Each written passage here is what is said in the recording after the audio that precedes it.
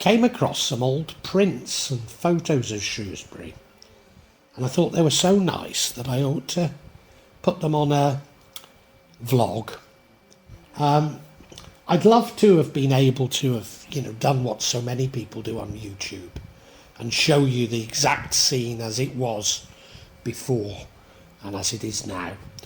But as you possibly know, I live in Indonesia, so these recent shots I have of Shrewsbury were taken the last time I was in England, which is a few years ago now, and I'm not likely to return. So I've done as best as I can, but you'll get the picture. I mean, it's not quite as professional as some might do it, but I hope you enjoy it, And the truth is, well, I loved the photos and the prints, so I thought, yeah, it's worth doing, What I've had to do is split it. So this is just the area around the quarry. I mean, it's a bit further, but And what I'm planning to do is make them as though they're routes into the town. So if you like, this is the route from the west down Port Hill into Shrewsbury and around the quarry. So let's have a look at it, eh?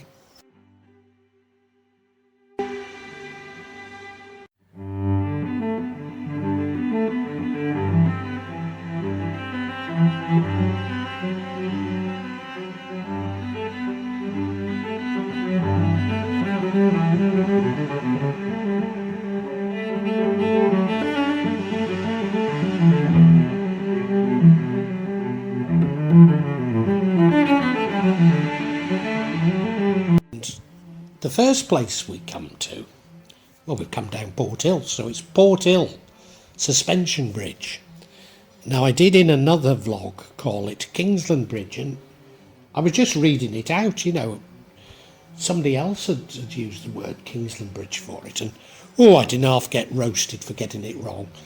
I knew it was wrong, but I couldn't for the life of me think of the posh name, because all I've ever called it is the Suspension Bridge. And as a very little boy, we used to live in Copthorne, so we used to come down and go across the Suspension Bridge. So you see that little lad there? You'd think it could be me, but I know for sure that it's not me, because I used to be a bit of a runner, and so my mum used to have little blue reins on me to stop me from running away too fast.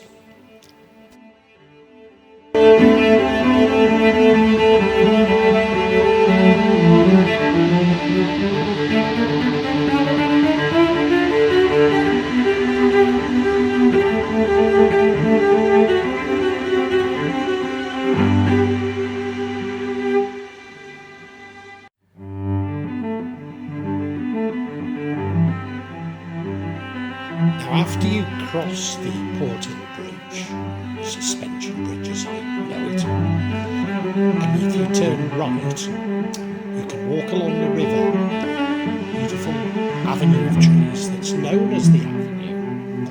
Now, in fact, I'm pretty certain that both the lines of trees running along the river and the lines of trees that go up towards the town are both known, traditionally both known as the Avenue. But I understand that the Petons from I guess it's probably the town council, have decided to give them different names. So the one running along the river is now called Victoria.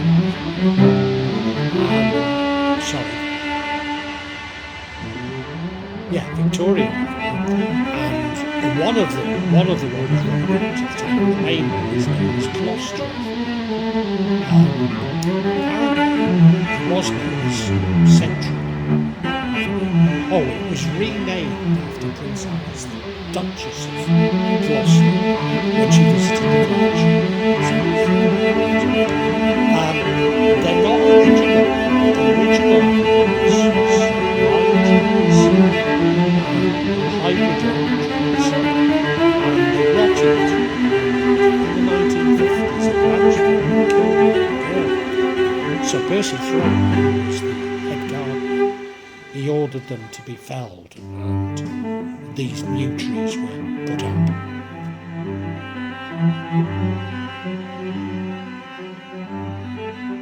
And if you walk along the avenue, you come to the statue of Hercules, which is actually made of lead. In fact, it was saved from being smelted. And originally it stood at Condover Hall. Now, as a child, Hercules, unfortunately, was regularly castrated, and the missing parts were often painted in red, although that would offend people in Shrewsbury, so they were also painted blue and yellow. But I'm pleased to say he has a nice fig leaf for his dignity now.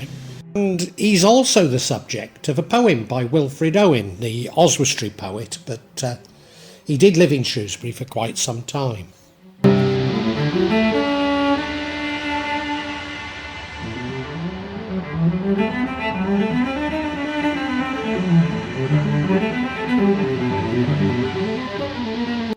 And if you look across the river from the avenue, you can see what is Shrewsbury Schools. And if you look at it, you probably think, that looks a bit like a workhouse. Well, it used to be a workhouse. It wasn't a workhouse for very long, but the school moved from what is now the library to the workhouse. So up there on the hill in Kingsland. It's a Clarendon school, so that means that it's quite highly ranked. Despite that, you know, when you look at the notable characters, the Michael Heseltine, Sir Philip Sidney, the Sultan of Brunei, John Peel. Well, yeah, no, I guess they're famous. Let's not take anything away from it. In fact, I used to work there as a commis chef. Only like putting pies in and out of the oven, but I had quite an enjoyable time. And it's got its own boathouse, which you can see. But the other boathouse that you can see is known as the Penguin Boathouse, where I'd go to dances as a young man. And in fact, it's where Carol Decker lived in a flat above it.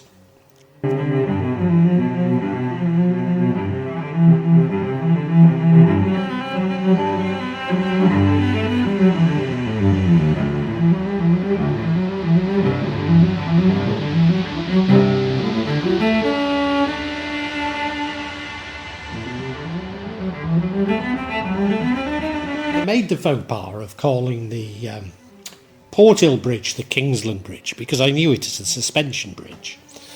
And this is the Kingsland Bridge, which I knew was the toll bridge. That's why I made the errors.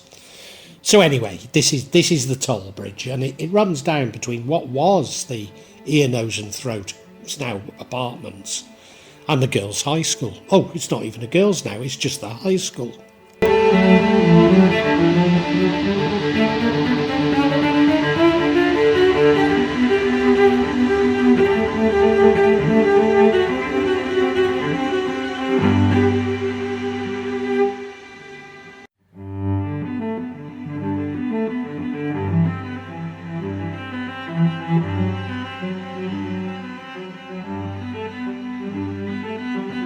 Now, if you think of the Quarry as being the crowning glory of Shrewsbury, I mean, wonderful, wonderful municipal park, then within it we have the Dingle, which is the cherry on the top. And the Dingle's this wonderful, wonderful gardens that, yeah, Percy Thrower developed into what it is. But as a child, I used to go and have my sandwiches there from school.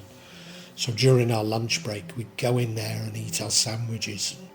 It's just a beautiful, beautiful place. I can't eulogise enough about it.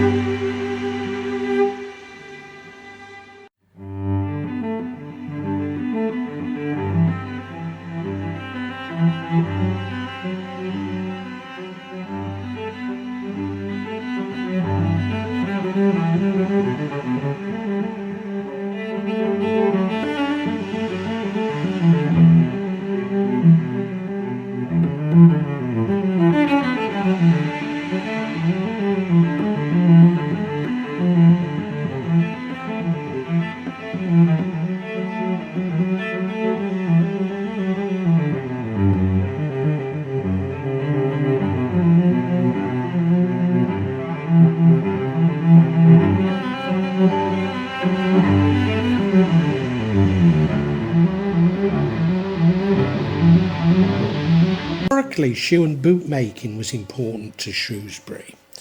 So there was a guild of shoemakers, guild of shoemakers. And this is what's known as the Shoemakers Arbor of their patron saint, St. Crispin. And all of the guilds used to celebrate what was known as the Shrewsbury Show, which was held in Kingsland because it was outside the jurisdiction of the Shrewsbury parishes.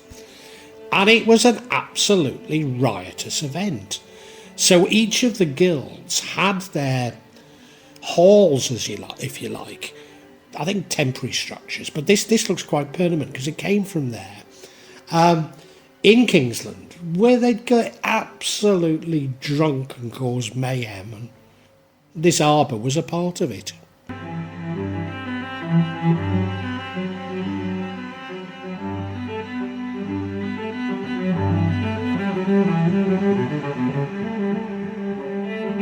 As we leave the Dingle, we can see the liberal Anglo-Catholic church of St. Chad's in the background.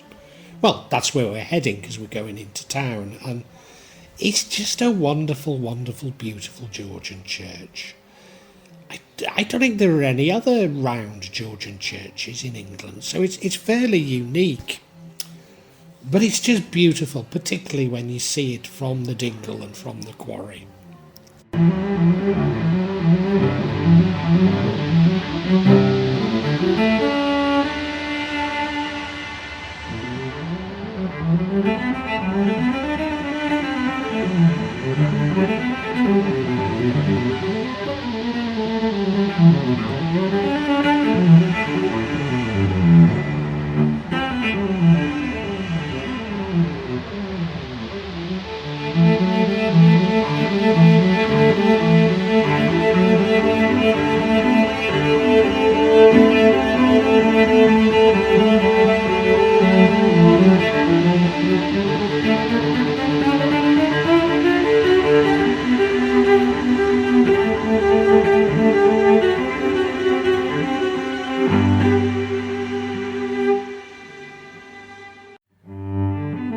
I was going to talk to you about the War Memorial as you approach St. Chad's, but this isn't the War Memorial, this is the bandstand, which is the other side of the Dingle, so it must have been moved at some point.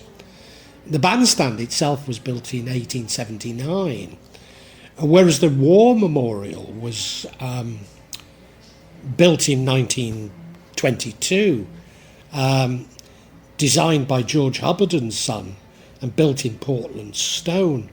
And it's of the St. Michael, the Archangel, who's the sort of patron saint of the warrior. Here we have St. Chad's. And there's probably been a St. Chad's in Shrewsbury since Saxon times, with King Offa having founded the church.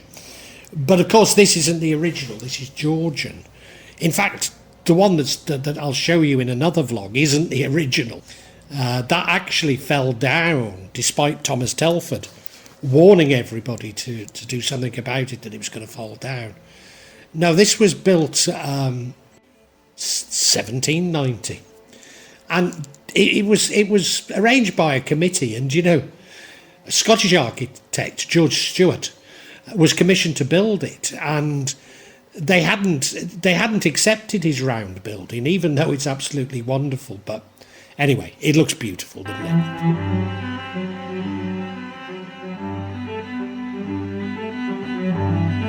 Of course, it has this wonderful round interior, and you can just about see the font there, where I was christened, but also, despite Unitarian, was Charles Darwin.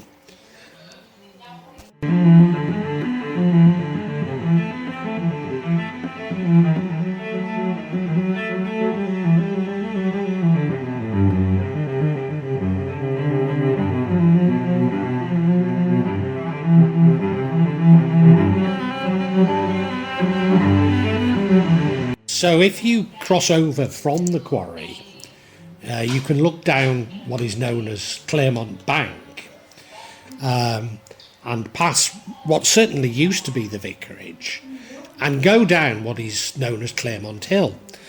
And I think this is just a beautiful, beautiful approach to Shrewsbury. So excuse me for rather a long clip, but I just think it's so nice. It really is. It's probably one of the nicest little streets in Shrewsbury.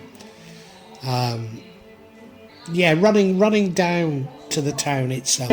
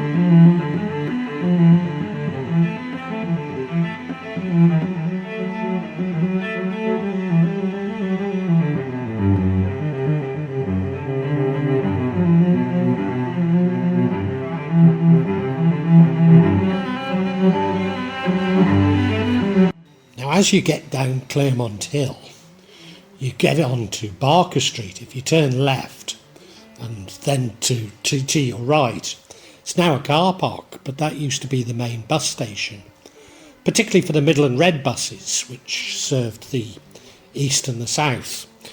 So I always lived to the south and therefore always used Middle and Red buses. And at the end of the street, just before you get to the school I went to, the Priory and the Welsh Bridge, you can see a multi-storey car park. And in that car park, they had a car wash that I used to work in. And one, just before Christmas it was, I was working in there, got soaked through to the skin, and the weather turned very cold. And after I finished work, I walked across the road to go to Barker Street bus station and collapsed with hypothermia. And I remember some people coming over, I had long hair at the time, and them saying, "Oh, do you think she's been drinking?" Thinking not only that I'd been celebrating Christmas, and that I was female.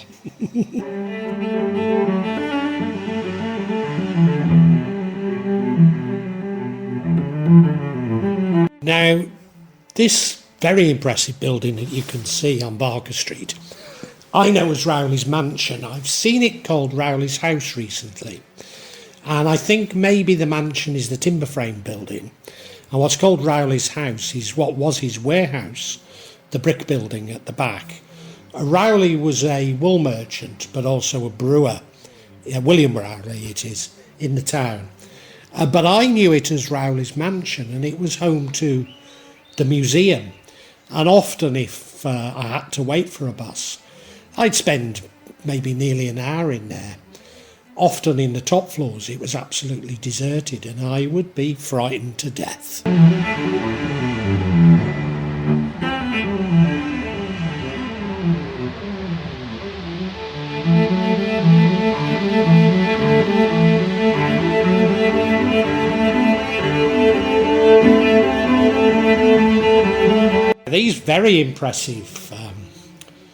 This very impressive old bridge is actually the old Welsh Bridge. Now, I understand that the Welsh Bridge was at Martle Bottom originally, but I don't think, if you look at this one, I don't think that's showing where it is. I think it's in the position of the current Welsh Bridge. The other thing that I'd say is I do know that the Welsh Bridge was originally called the English Bridge, and the English Bridge was originally called the Welsh Bridge.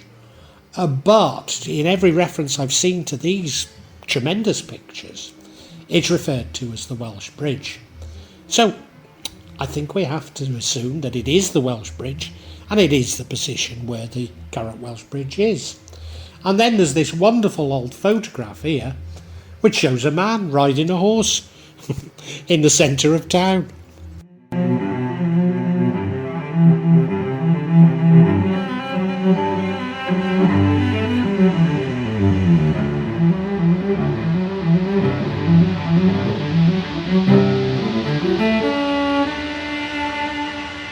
And as you cross the Welsh Bridge, it takes you to Frankwell, which is a fascinating part of Shrewsbury that I don't actually have a video of, but well worth going and taking a look at Frankwell. And I really hope you've enjoyed this, because I'm going to follow it up with subsequent videos, vlogs of the same nature, but approaching Shrewsbury from different directions. So thank you for watching.